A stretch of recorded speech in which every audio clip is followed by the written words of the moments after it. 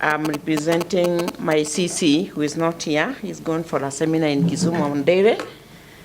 And I'm talking about agriculture. What I've realized is that when you talk of agriculture, people think of crops only. But you cover agriculture, livestock, veterinary, and fisheries. And on agriculture, we say that we have been working with the people, because most of the work, 90% of our work is extension. Because the farmers are mainly in the rural areas, and we do a lot of extension. And we've been working with a lot of national government institutes, and also we have in our extension, we work with the universities like Egerton University. They have been multiplying seeds for us so that we may get green seeds to give to the farmers, or they buy from the Egerton University. We have also worked with ADC, whereby they multiply seeds like Molo, where they produce for potatoes. And also we work with the Kalo, whereby they do a lot of research and they give us ideas of what to do. And also KEFIS and a lot of government institutes. We have KSEP, where they have taken 2,000 people they give them 90% of the farm inputs, that is from the national government. And also, as the county government, we have done a lot, because through the governor, we have assisted the farmers in getting the farm inputs. I'm answering this because we are told that we should be providing farm inputs. But when you come to fertilizers, as you said, fertilizers is controlled by the national government.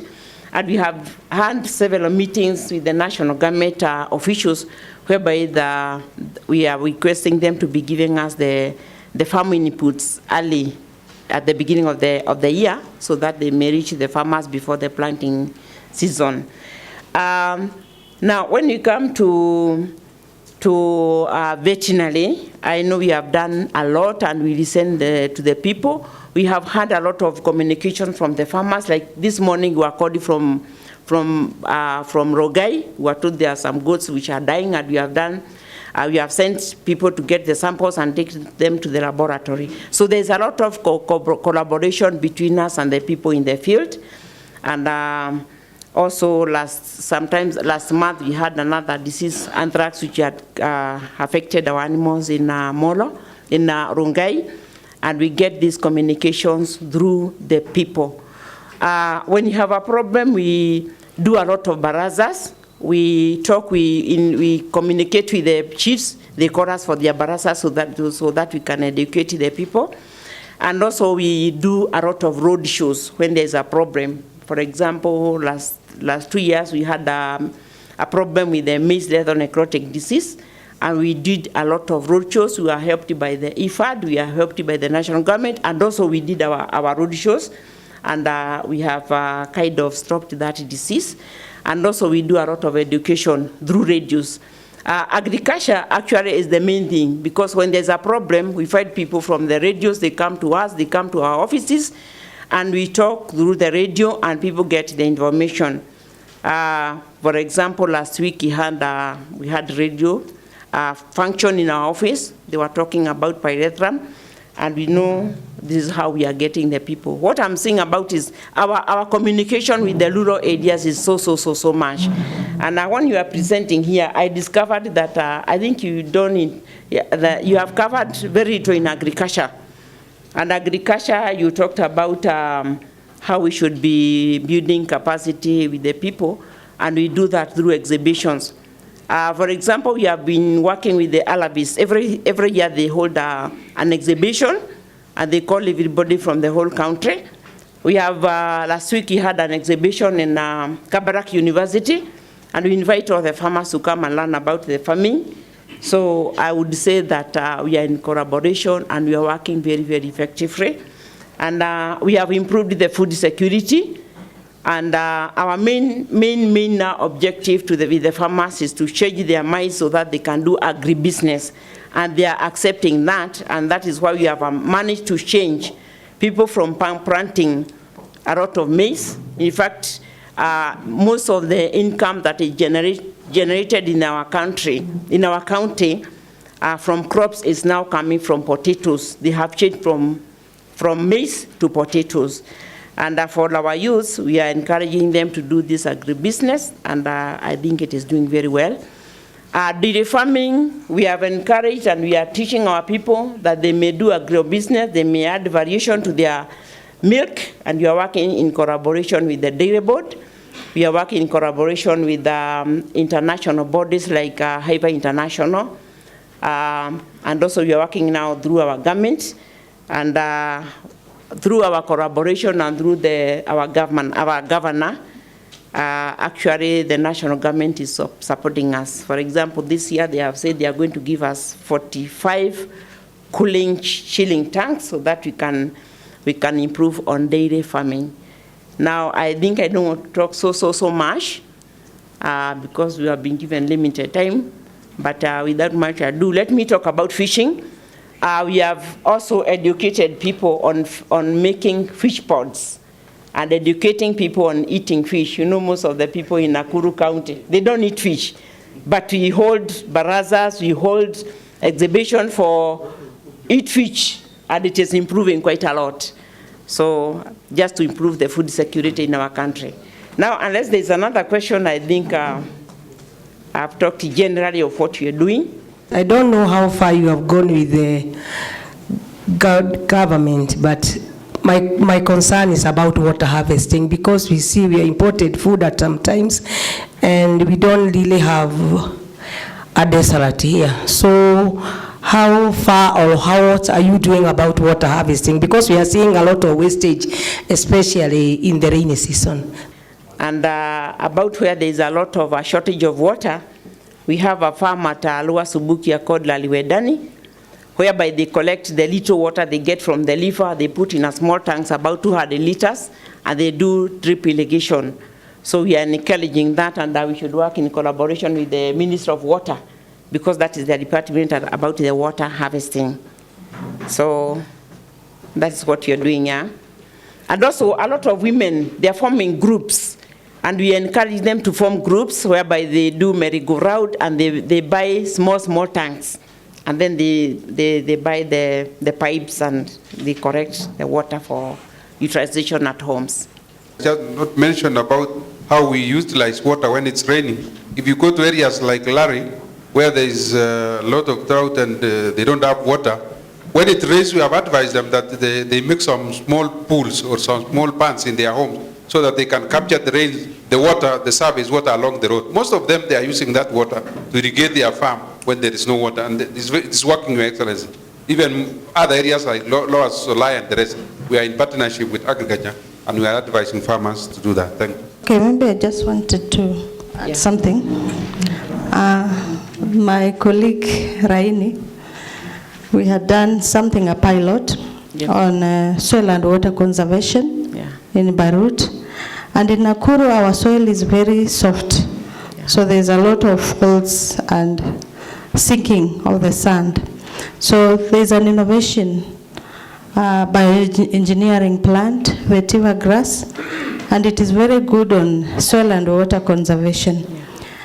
If you want to see a demonstration, we can take you to Beirut where we have done it, and it is doing well. So I will also recommend to the county government if we can propagate more of vetiver so that we can mitigate the faults in Nakuru County. Okay, thank you very much. And I would also mention about that soil conservation.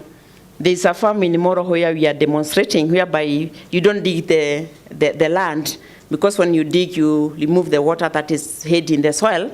So you just use herbicides to remove the seeds, the weeds, and then you dig holes whereby you only plant the seeds, and that means that the water will be conserved. So you don't till, you just use herbicides.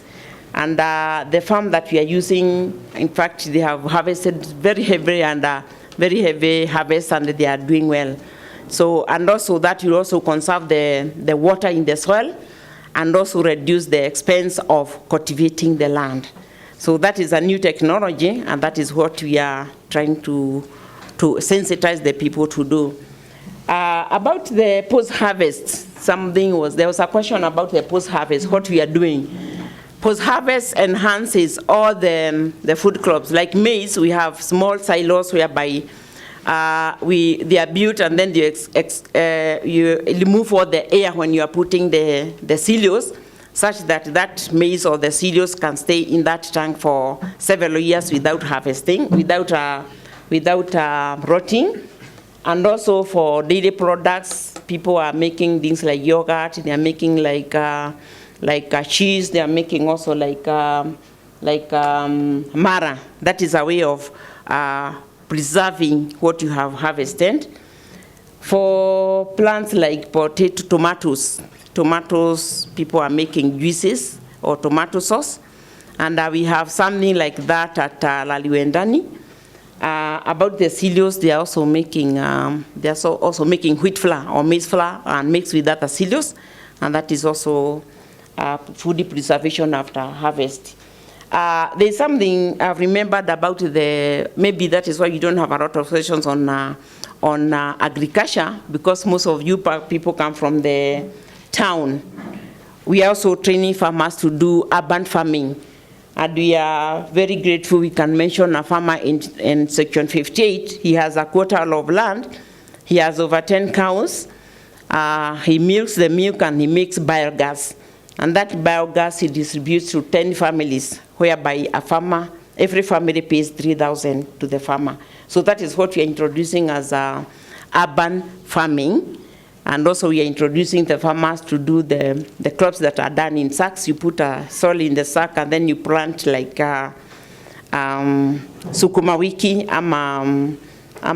spinach around the sack. So we are introducing urban farming in the towns. So unless there is another question, maybe because of time. Thank you very much. Welcome.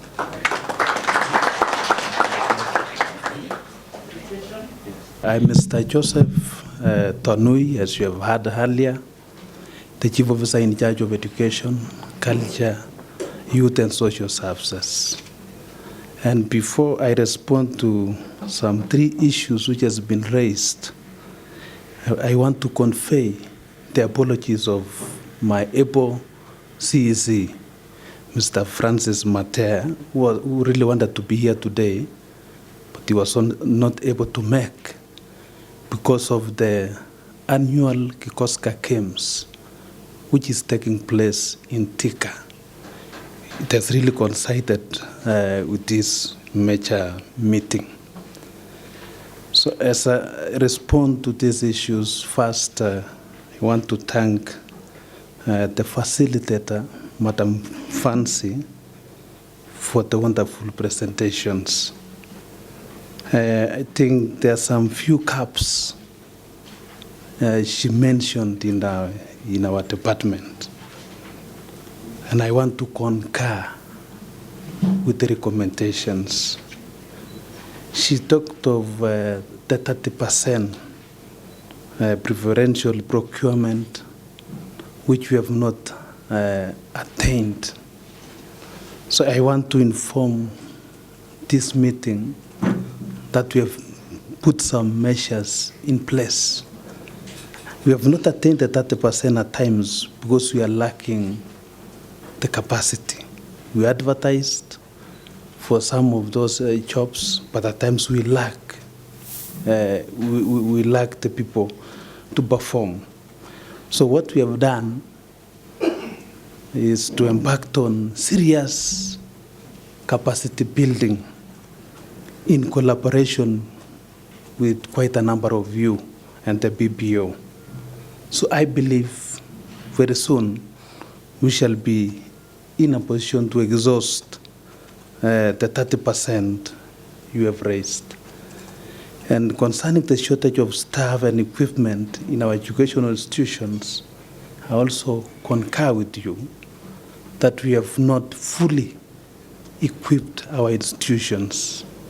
We have built very many ECDs, close to 500. We also have polytechnics. We have constructed more than 20. But up to now, we have not been in a position to equip all But I want to bring to your attention also that we have also factored money in the budget, and we are also appealing to donors to assist us. Youth, women, and PWT's empowerment program, we have also not attained 100%, to be very honest, but I want to assure you also that we have put measures in place. Provision of business permits and exemption letters to BWDs, we normally recommend without any hesitation whenever they need assistance. We just recommend to the CEC whenever they come seeking for our assistance. And before I wind up, I want to commend some of the CSOs who have been working very well together. Love and Hope in the area of sexual and gender-based violence, COFEC, capacity building, Philadelphia Women Crisis Center, Apia Plus, coupling, and UN Women. So I thank you so much for the support you have given us as a department. I just want to, you have talked of training youths in our county. I must thank you for that. You have talked of even training up to 1,000 youths. I commend you. But I also request that when you are training these people, you can also let us know as a department. Because we don't know maybe where these 1,000 youths are coming from. Are they from Kaptempua? Are they from Nakuru East? So we shall appreciate if you let us know when you have such a program so that we work jointly together without any problem. Otherwise, I also have my EPO directors here. Maybe they have 1 or 2 issues they want to chip in. I have 5 directors. In case I have left something, they can raise up their hand to add. Directors, you can pass off to add something. Maybe before I just respond to 1 or 2 issues, I would want to inform this forum that, and maybe His Excellency, while this meeting held 3 years ago, I will be on the other side of the SCOs. I'm a product of the civil society, and you can also see that His Excellency government also embraces the CSO, and we are part of his government now. I think that's a lab, isn't it? Yes. Now, maybe on youth empowerment, because it's a major issue that was raised, I would want to say that these are shared responsibility between the county government and the national government. For now, unlike 2 years ago, it's quite clear that the role of the county government is youth training, and the national government have been left with youth development. So issues to do with the youth funds, UWESO fund, NYS, Kazi ya Vijana, now that one is now under the national government. So ours is youth training. And I'm sure the presenter also came up with a few issues on youth training, the issue of shortage of infrastructures, and even some of the facilities that we have or we inherited from the national government actually need a lot to be done. Currently, visit there, and you can be able to see what His Excellency is doing for that institution.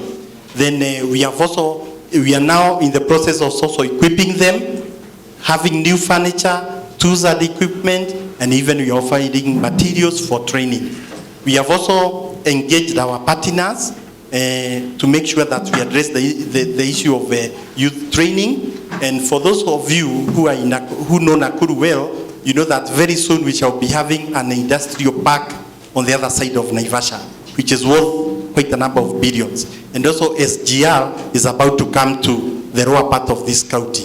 So what we are doing, we are now almost finalizing the partnership with Akira, Kengen, and SIDA to make sure that we equip our polytechnics down there so that when the industrial park comes up, we are now able to address to the issues. We won't import youths from other counties to come and work, or we could have equipped them with the necessary skills.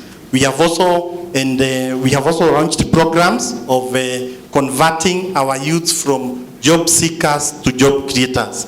Recently, the other day, His Excellency, the Deputy Governor, launched a program with Kenyatta University and the German Embassy, and now we are about to finish the first training of 100 youths, and we are yet to train 200 more. On the issue of training our youth on issues to do with appropriate building technology, so that we can have our youth and the community embrace cheap housing, we and the Ministry of Housing, we have already come up with 3 Makiga machines, and they are distributed all over the county, one in Moro, the other one in Bahati, the other one in Naivasha, and now we can be able now to train our youths on how to come up with the cheap housing. On the issue of instructors, which was also mentioned, we have also put aside some money. Last year we put some 28 million for our instructors, and this year we have put some 33 million to make sure that we engage more instructors. Then we can now be able to have our youths empowered with more skills. I would also want to say, as far as challenges are concerned, on the issue of youth training, we don't have a county policy on youth training, but we can promise that by the end of this financial year, we shall have a policy that targets youth training. We are having a challenge, and maybe this is a challenge that we can also now throw on your side, whereby youth training is one of the most abused sectors in this county. We have everybody converting himself or herself into a trainer. We have so many graduations here and there. But the unfortunate part is this: you cannot develop your own curriculum, then get your own friends to be instructors, and at the end of the day, then come up with your own diplomas, advanced diplomas and certificates, and give them to our youths. And when they take these certificates outside there, nobody can recognize them. That's something that you as civil society must help us. Of late, everybody is converting his or her own saloon into a college.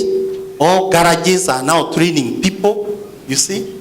Even I think some kitchens at home are also training people in food processing. So we need to assist each other so that we can be able to get people get the right papers. There is clear way of doing it. You have a curriculum. It must be approved by the Kenya Institute of Curriculum Development, and you cannot be able to do the final exam. Internal exams are not allowed, but everybody is even busy writing to our MCAs, our governor, inviting our leaders for graduations, and these papers that we are giving will take our trainees nowhere. It's good for you to help us tell them to do it in the right way.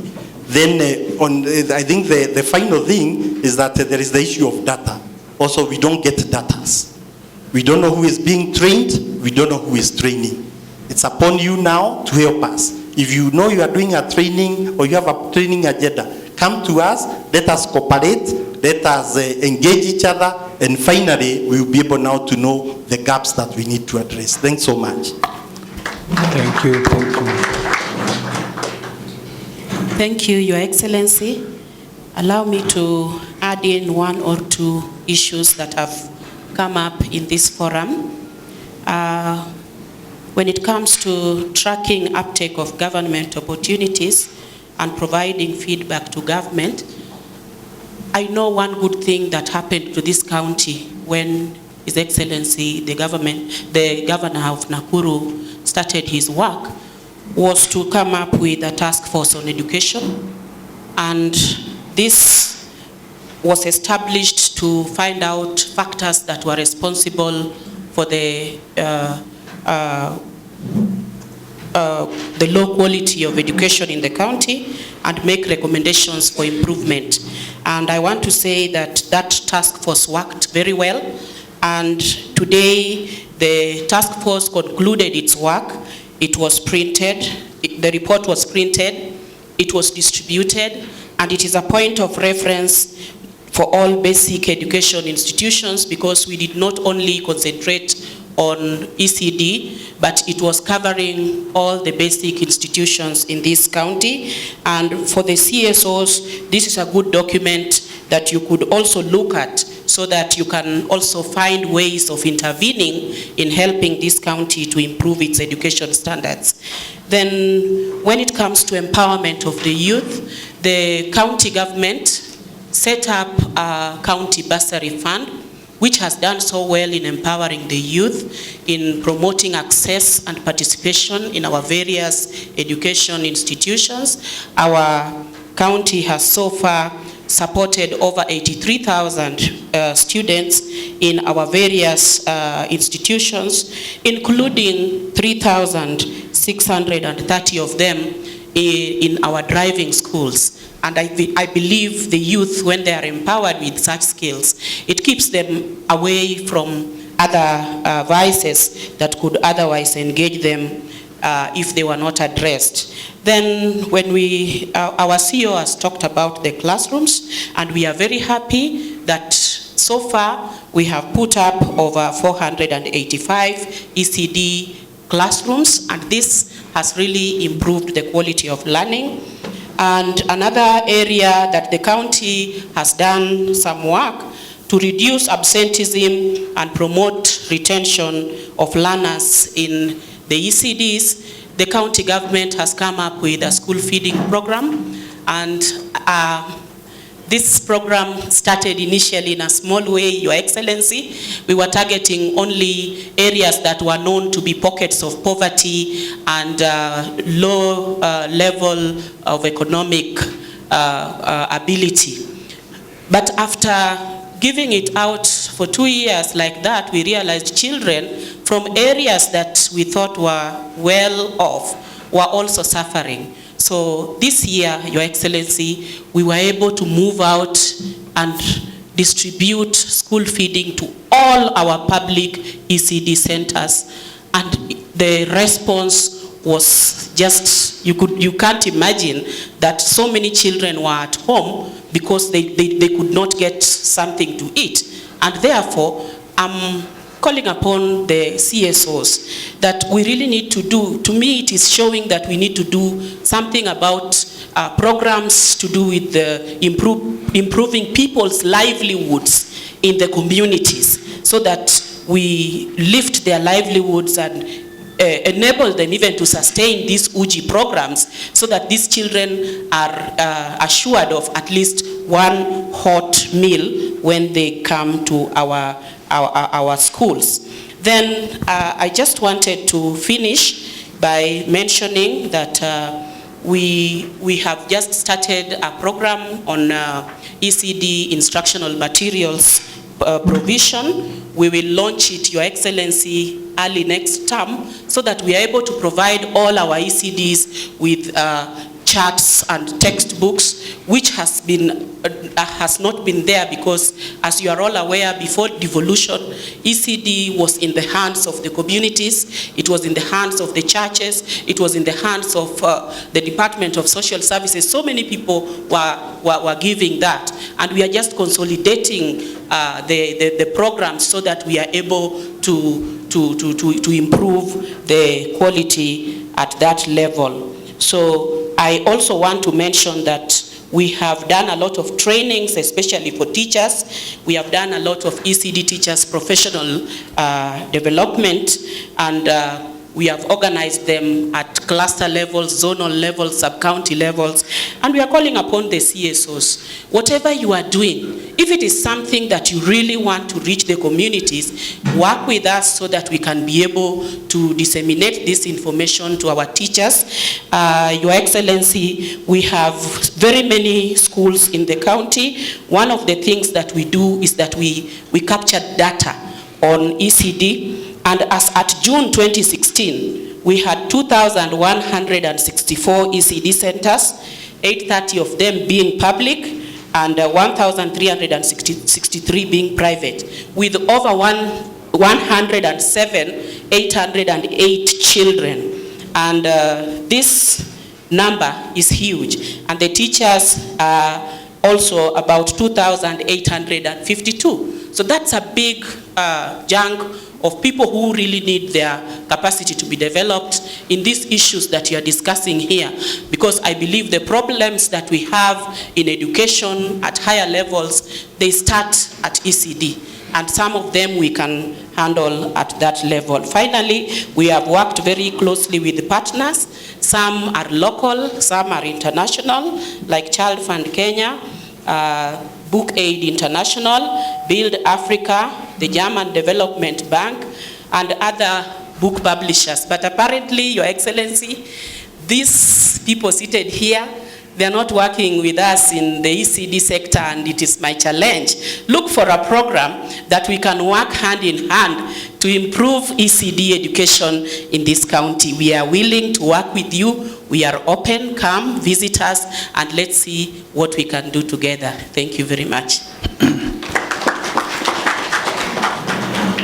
And let's be brief. We have been requested to be brief. Thank you. Your Excellency, I would wish to alert the forum that, as you can see, both genders are represented in the county government, in Nakuru County Government. Is it so, CSOs? Yes, both genders are represented.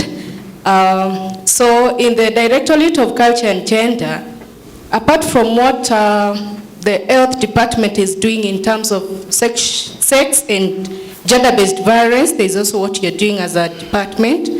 And what you're doing at the moment, we have a technical working group that has different stakeholders from different sectors.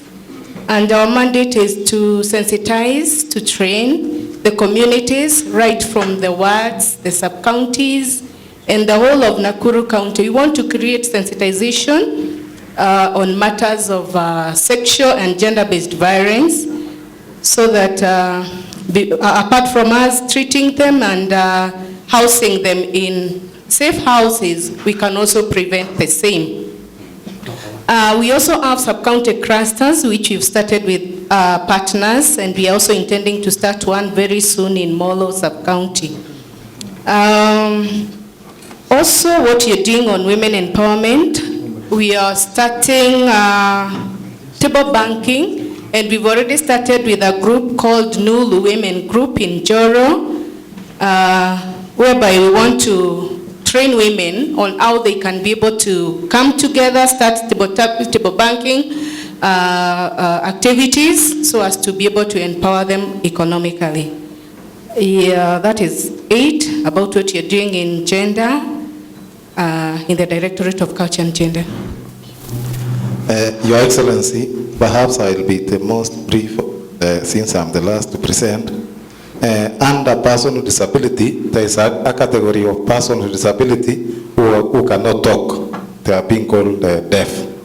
We have been having challenge with these people, but what strategies do we have in place to counter the same? We have engaged Kenya Institute of Special Education to train our few officers to act as sign language interpreters all around in the, we shall distribute this along the ministries. We shall engage Kenya Institute of Special Language, who are professional. Where in answering what my chief officer said about public procurement, we have also of late we engage Public Procurement Oversight Authority, who agree to offer training, TOT, for persons with disability to assess these services in an affordable cost. Concerning partners, we have successfully partnered with one of the persons with disability from America called David Dalport, who gave us a whole consignment of 40 feet long for mobility devices. Recently, while he was in his own mission, he paid a courtesy call to our office, and I'm saying this to Chief Officer, Ministry of Health. We have got a device who the donor wished. If the Chief Officer could see, it could be very useful for one of their facilities. It is a spinal injury recovery device. So I'm requesting the chief officer, we shall talk later on how we will assess this device, and one special device, which is a bath wheelchair. However, we have been able to distribute these mobility devices through our sub-county administrators. We have distributed to almost all sub-county administrators through our sub-county vehicles. Thank you. Thank you so very much, our directors. As I conclude, one of our major donors, that is the Crutches for Africa, which has been assisting us with walking devices. And then there's also another foundation which has also been assisting us in our county to make our students neat, that is distribution of school uniforms, which has really impacted very positively. It has increased the morale, and it has also increased the academic performance of our students. And this foundation is none other than Kinotia Bokwa Foundations. So I look forward. Thank you so much. So we look forward with working with all of you to improve the standard of our county. Thank you so much. So I have so many questions to ask, but I will not ask. I would only ask if you give me an opportunity, because when we are working with children who are not in the polytechnics and ECD, those are children in primary school and secondary school. As you guys are presenting, I've seen so many opportunities where we can intervene on issues affecting these children. Yes. But when I come to your office and you tell me, you're near national government, I really get discouraged. Because today we have children who are burning schools. And they're burning schools within the county.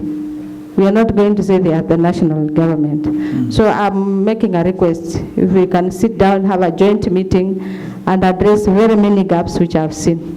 You are most welcomed. Most welcome. The street children in here in Nakuru town and the street families.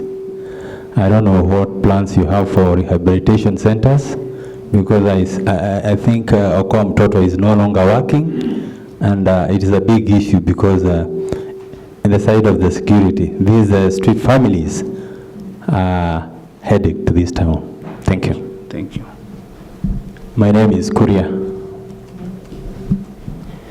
Yes, mine first and foremost is to thank our governor. Last year, in September, you signed the Keeping the Promise End Gender-Based Violence campaign by the National Gender and Equality Commission, and probably it's almost a year. Probably my request would be just to see how far we are.